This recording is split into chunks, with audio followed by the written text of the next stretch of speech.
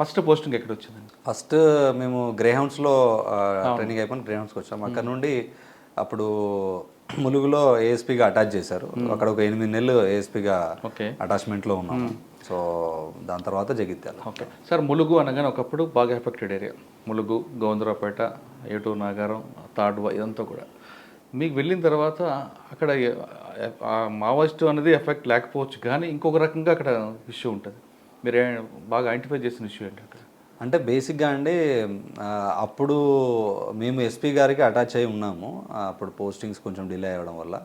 So, ఆ టైంలో చిన్న చిన్న ఆపరేషన్స్‌కెళ్ళడము, చిన్న చిన్న కార్డినెన్స్ సెర్చ్ ఆపరేషన్స్‌కెళ్ళడం, లేకుంటే ఈ మిలిటెంట్స్ గాని వస్తే ఇంట్రాగేట్ చేయడం అట్లాంటివి చేసేది.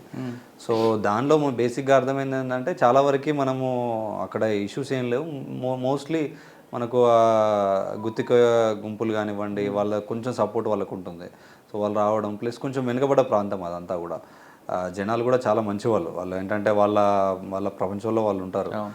సో, కొత్తగా జిల్లా అయింది గాబట్టి అది కొంచెం పేరొచ్చింది. అటు సమ్మక్క జాతర గాని ఇదంతా గూడా బాగా జాతర అనిపిస్తుంది. బందోబస్తు చేశారా? 3 సార్లు చేశానండి. అవునా? ట్రైనింగ్‌లో చేసాము. దాని తర్వాత 2 సార్లు చేసాము. మూడోసారి మొన్న. మీకు బాగా ఎక్స్‌పీరియన్స్ ఉంది అయితే. అదే అయిపోయింది. అదొక డిఫరెంట్ మూమెంట్ అండి. చిన్నప్పుడు మేము ఆ జాతరకెళ్ళేది. సో, ఇప్పుడు మనమే గద్దె దగ్గర ఉండి కొంచెం క్రౌడ్ గాని మన వాళ్ళు వచ్చినాము అది ఇది చేయడం, చూడడం మంచిగా అనిపించేది. ఇట్స్ గుడ్ మరి ఎక్స్‌పీరియన్స్. తీసుకెళ్లారా అమ్మా నాన్న అక్కడికి? తీసుకెళ్ళాం. 2 సార్లు తీసుకెళ్ళాం. ఏం లేదు గతంలో అయితే దూరం నుంచి చూసుకెళ్ళేవారు కదా తోసుకుంటూ. సో, అదొక మా మదర్ ఇంక అందరికి చెప్తుంది. మా అబ్బాయి ఉన్నాడు రండి అని చెప్పేసి. అప్పుడు చెప్తా ఉండేది.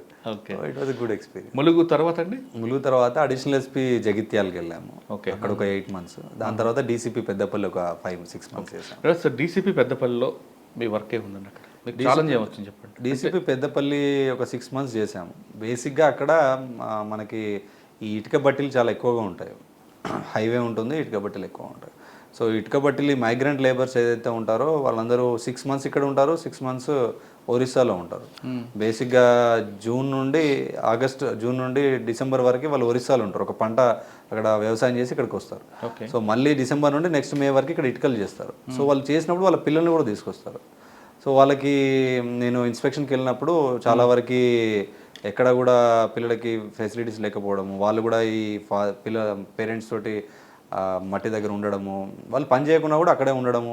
సో, ఇట్ ఈస్ కొంచెం చూడడానికి బాగా లేకుండే. సో, అప్పుడు దీన్ని ఎట్లా చేసి, ఎందుకంటే మాకు చాలా కంప్లైంట్స్ కూడా వచ్చేది చైల్డ్ లేబర్ని యూజ్ చేస్తున్నారని చెప్పేసి.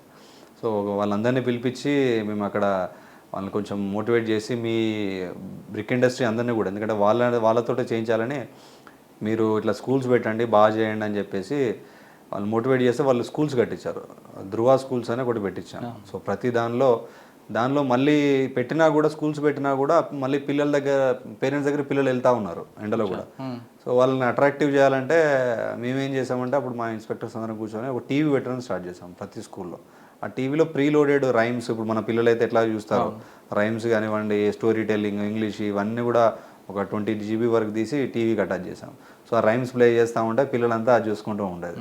సో, అది కొంచెం సక్సెస్ఫుల్ అయింది. చాలా మంచి పేరు వచ్చింది. ఓకే. సార్ పెద్దపల్లిలో సివిల్ డిస్ప్యూట్స్ ఎక్కువ, ల్యాండ్ డిస్ప్యూట్స్ ఎక్కువ ఉండేవి. మీరు పనిచేసిన టైంలో ఒక ఇన్స్పెక్టర్ కూడా వార్నింగ్ ఇచ్చారని వచ్చింది. అంటే చాలా వరకు వస్తూ ఉంటుందండి. ఎప్పటికీ ఏదో ఒకటి ఎవరెవరో చేస్తూ ఉంటారు. చేసినప్పుడు అది వార్నింగ్ అంటే వాళ్ళని కొంచెం కరెక్ట్ చేసుకోమనడం. మీకన్నా ముందు ఒక డీసీపీ బాగా ఇష్యూ చేసి వెళ్ళారని అది అది వాళ్ళ ఎంక్వైరీలో తెలుతుందండి, మనం చెప్పలేము. బట్ మేమున్నప్పుడు at our tenure we should ensure that మా టెన్యూర్లో ఏం కావద్దని చూస్తాం. మీకు బాగా గుర్తుండిపోయిన కేసు చెప్పండి అప్పుడు ల్యాండ్ డిస్ప్యూట్ అక్కడ. మీరు ఒక ఎస్వైపీ ఫాలో అయ్యారు అక్కడ. మీరంటే మేబీ అందరూ బయట వాళ్ళు అనుకోవచ్చు, మాకైతే రెగ్యులర్గానే అనిపిస్తుంది. ఎనీ కేసు ఎనీ పర్టికులర్గా మీకు పెద్దపల్లి దగ్గర ఒక ఓల్డ్ ఏజ్ వాళ్ళ కాదండి, ఒక ఎన్ఆర్ఐ కేసు ఒకటి వస్తుంది. ఆయన భూమిని కబ్జా చేస్తారు, లేఅవుట్ వేసి వాళ్ళు కాంపౌండ్ కట్టి వెళ్ళిపోతే మీరు సర్వే చేయించి దగ్గరుండి వాళ్ళకి హ్యాండ్ ఓవర్ చేయించారు.